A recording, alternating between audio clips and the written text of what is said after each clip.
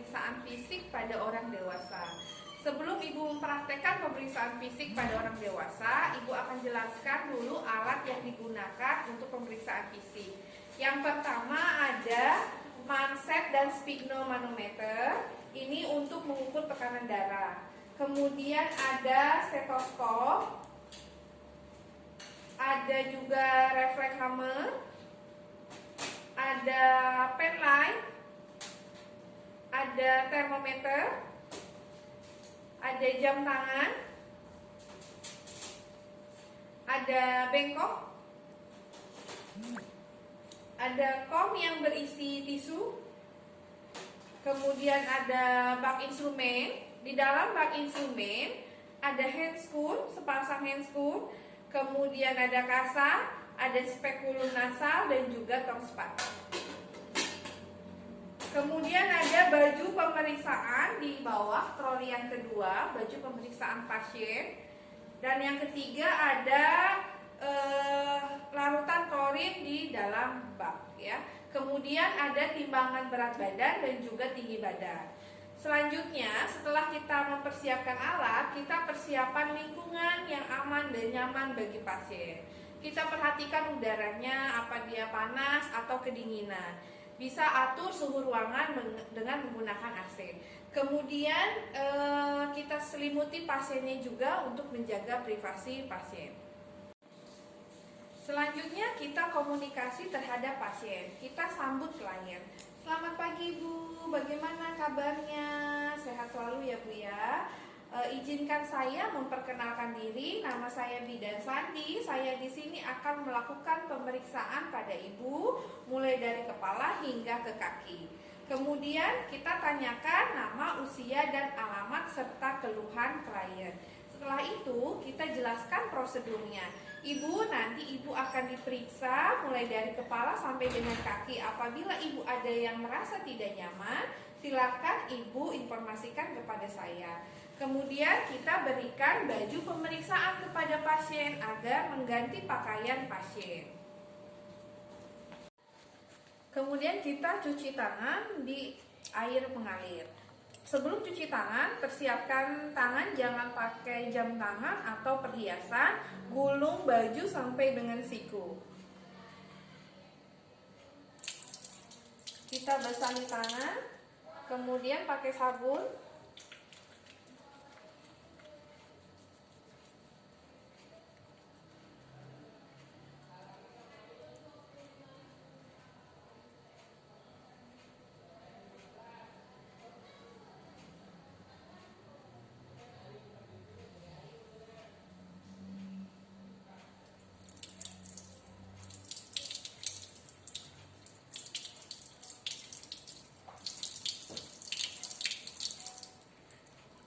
Setelah itu kita keringkan pakai tisu.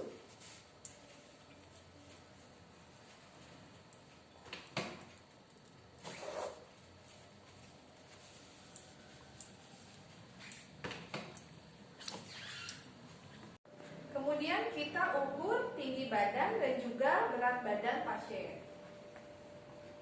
Permisi ya Bu, mohon maaf diukur dulu. Silakan Ibu naik ke timbangan. Ya, terima kasih Ibu.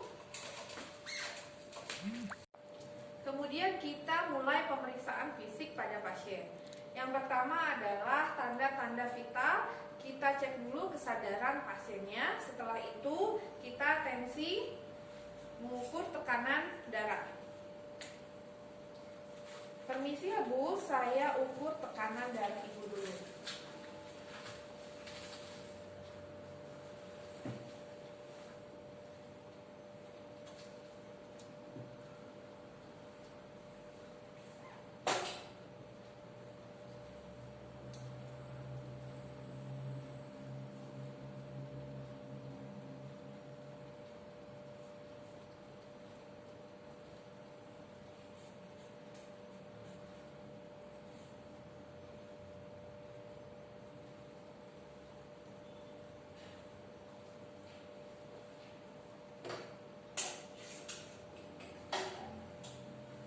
Tekanan darah pasien kita katakan normal.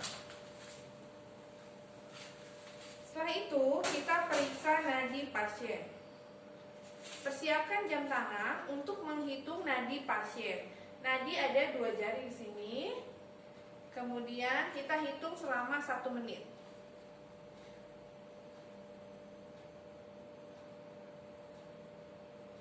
Setelah menghitung 1 menit, kemudian kita hitung pernapasan pasien. Pernapasan kita lihat di dada pasien. Permisi ya Bu.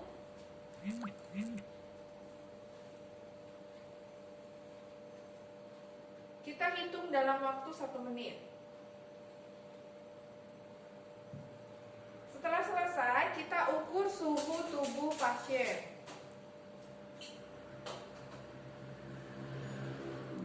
Ibu, mohon maaf Bu, saya akan mengukur tubuh Ibu dengan menggunakan termometer ini yang akan disimpan di ketiak Ibu selama 1 menit. Sebelumnya, saya bersihkan dulu ketiaknya ya Bu. Kemudian kita bersihkan ketiak pasien.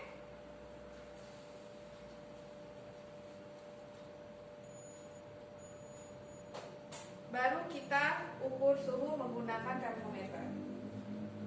Tunggu sampai termometer berbunyi. Setelah selesai, kita cek suhunya. Kemudian kita mulai pemeriksaan rambut. Kita inspeksi, kaji distribusi warna rambut, kemudian kebersihan kulit kepala, dan distribusi rambut. Setelah itu kita palpasi. Kalau inspeksi berarti hanya dilihat saja. Kalau palpasi kita sentuh. Kita lihat di sini, kaji kulit kepala apakah ada lesi, krusta, atau rontok rambut. Setelah itu kita lihat dahinya. Dahinya kita fingerprint pada kulit dahi, apa dia dehidrasi atau tidak. Kalau kembalinya lama berarti dia dehidrasi, tapi kalau tidak berarti tidak dehidrasi. Setelah itu kita uji saraf kranial nervus trigeminus, yaitu dengan mengoleskan tisu pada dahi ke kelopak mata. Normalnya kelopak mata itu menutup.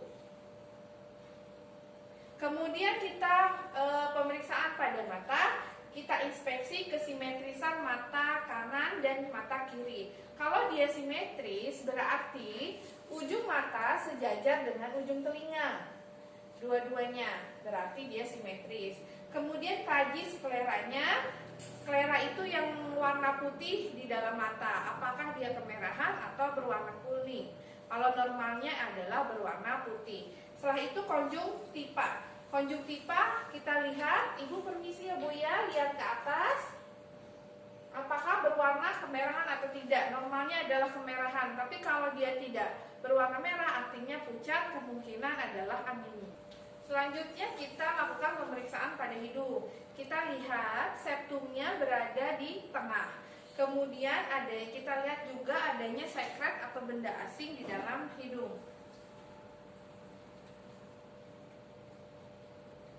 Permisi ya Bu ya. Setelah itu kita palpasi hidung. Ibu sakit tidak Bu? Kita lihat apakah ada nyeri tekan atau tidak. Kemudian uji saraf kranial atau disebut juga nervus olfactorius. Itu dengan mencium bau-bauan. Kita tanya apakah Ibu bisa mencium bau wangi atau bau-bauan yang lain. Kemudian kita pemeriksaan mulut. Kita kaji dulu bibirnya. Apakah pucat atau ada labioskizis atau palatoskizis. Setelah itu kita kaji rongga mulut. Ibu dibuka mulutnya Bu. Kita lihat rongga mulutnya, kemudian giginya, kemudian lidahnya, warna lidah apakah pucat, bersih atau tidak.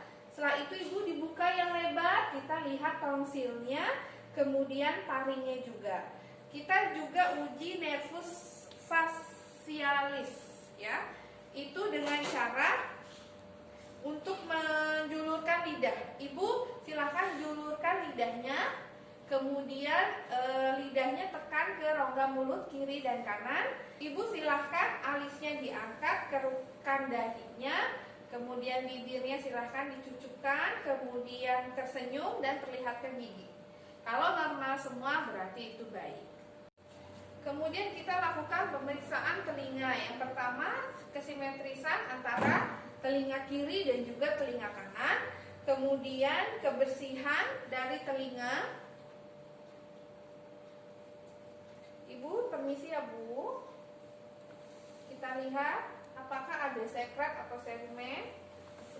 Ibu, mohon maaf. Saya periksa dulu telinganya.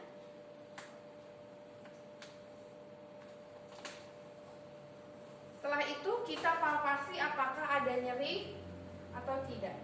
Ibu, sakit tidak Bu? Kemudian kita lakukan tes Rine pada telinga untuk membandingkan hantaran udara dan hantaran tulang pada telinga. Ibu, nanti saya akan bunyikan ini. Nanti saya simpan di belakang telinga. Kalau getarannya sudah berhenti, Ibu kasih tahu ya.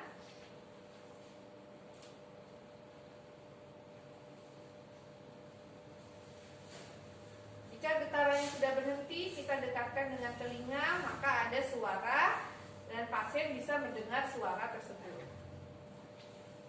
Kemudian kita pemeriksaan pada leher, kita lihat adanya pembengkakan pada kelenjar getah bening atau kelenjar tiroid dan kita tekan vena jugularis kanan dan kiri. Sakit nggak Bu? Kalau sakit bilang ya Bu ya. Ibu boleh lalu ludahnya maaf ditelan. Apa terasa sakit atau tidak? Kemudian kita cek torak dan juga cek pernapasan. Kita amati dulu simetris bentuk dinding dada. Kemudian kita kaji pernapasan klien, pernapasannya nyaman atau tidak. Kemudian bunyi stridor pada saat bernapas dan mengeluarkan napas. Setelah itu kita palpasi raba dinding dada. Kita rasakan dengan dada, jari-jari dan kiri dan kanan. Kemudian kita lakukan perkusi pada interkostal dinding dada.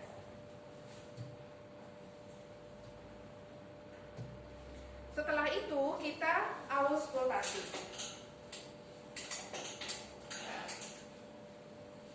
Kita dengarkan bunyi nafas, bunyi pernapasan.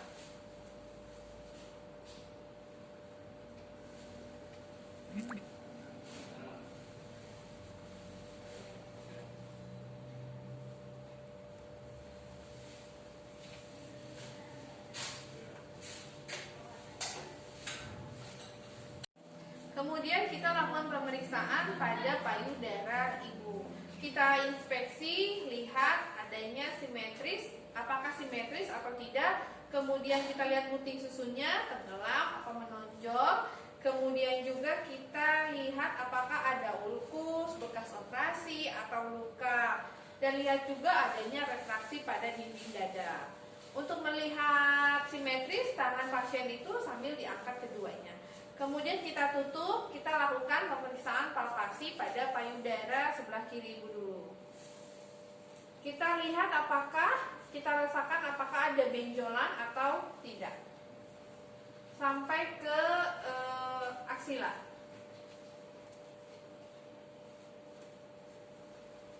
Kemudian yang sebelah kanan.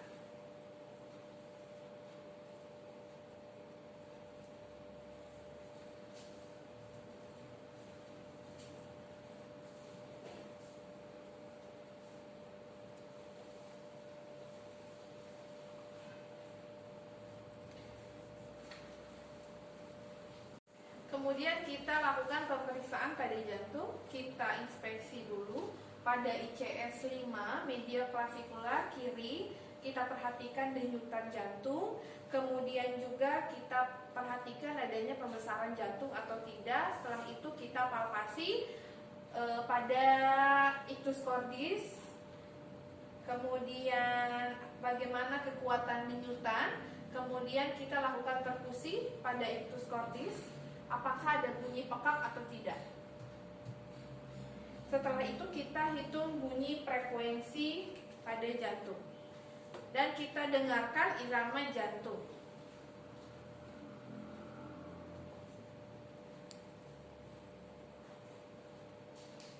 kita hitung selama 1 menit.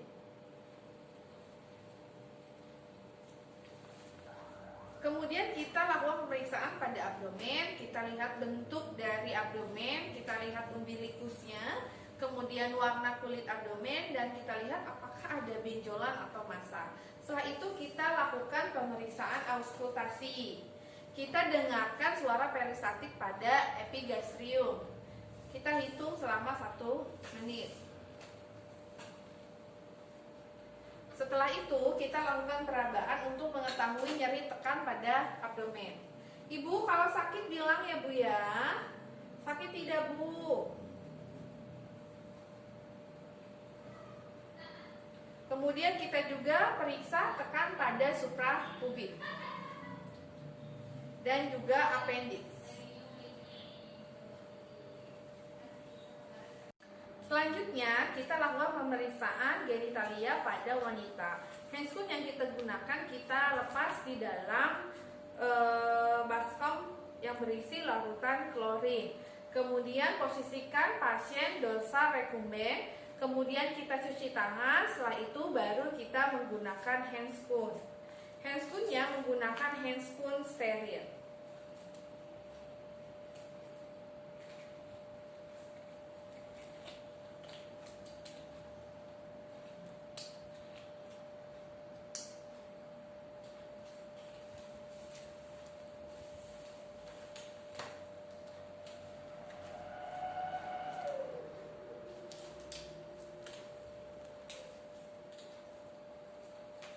Setelah itu kita lihat inspeksi apakah ada pengeluaran cairan, ulkus, pembesaran atau tidak. Kemudian baru kita palpasi. Kita palpasi pada labia mayora dan juga labia minora. Ibu kalau sakit bilang ya Bu ya. Kemudian kita palpasi kelenjar limfe inguinal.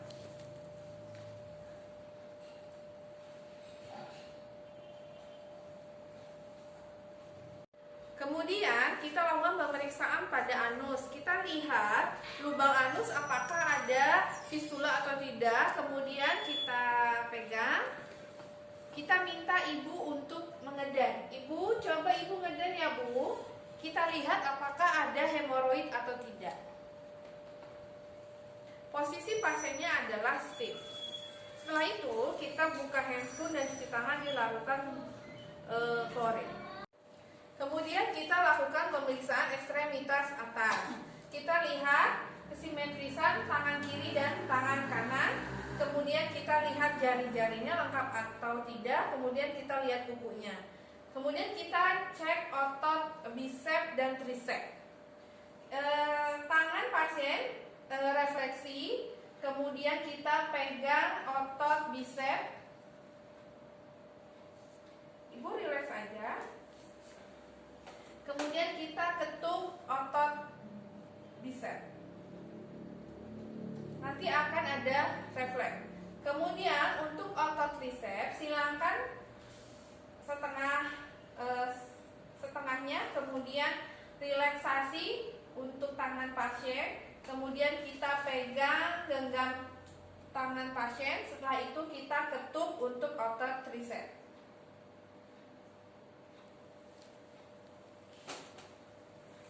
Selanjutnya kita lakukan pemeriksaan ekstremitas bawah. Kita lihat kesimetrisan antara kaki kiri dan kaki kanan. Kita lihat jari-jarinya dan juga kukunya. Setelah itu kita palpasi apakah ada pretibia atau dorsum pedis.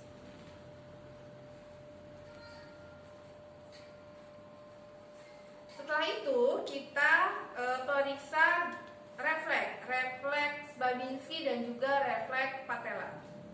Refleks Babinski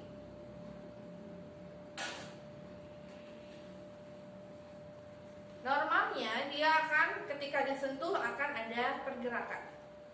Kemudian kita lakukan pemeriksaan refleks patella. Kita ketuk pada tendon musculus quadriceps femoralis. Kakinya rileks. Ibu rileks ya.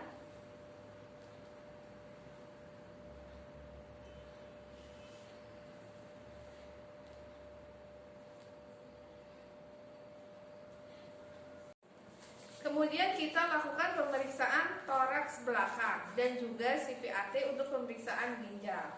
Ibu coba sebutkan 77. 77. Sekali lagi. 77.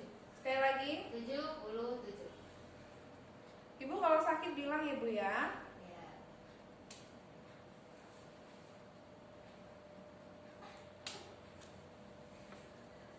Kemudian kita lakukan pemeriksaan nervus vestibulo, yaitu mengajarkan keseimbangan. Ibu badannya tegak, kemudian matanya nutup, kemudian kakinya bertumpu pada tumit, jalan lurus. Oke, cukup. Boleh mundur lagi, matanya dibuka. Kemudian kita lakukan pemeriksaan nervus glossopharyngeus dan juga nervus vagus. Ibu angkat bahunya ke kanan, yang kanan diangkat. Kemudian sekarang yang kiri, turun lagi. Sekarang bersamaan bahunya diangkat. Boleh turun lagi. Sekarang gerakan kepalanya ke kiri dan ke kanan. Oke, terima kasih. Setelah pemeriksaan selesai dilakukan, kita rapihkan alat-alat, buang bahan bekas habis pakai ke tempat sampah.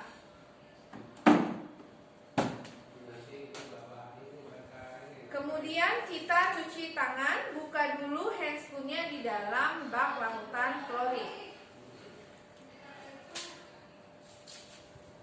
Setelah itu baru kita cuci tangan. Kemudian kita beritahukan hasil pemeriksaan kepada pasien. Yang terakhir adalah melakukan pendokumentasian.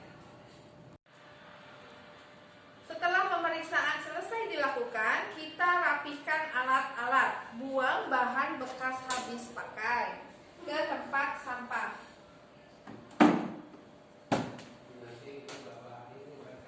Kemudian kita cuci tangan, buka dulu handscoon-nya di dalam bak larutan klorin.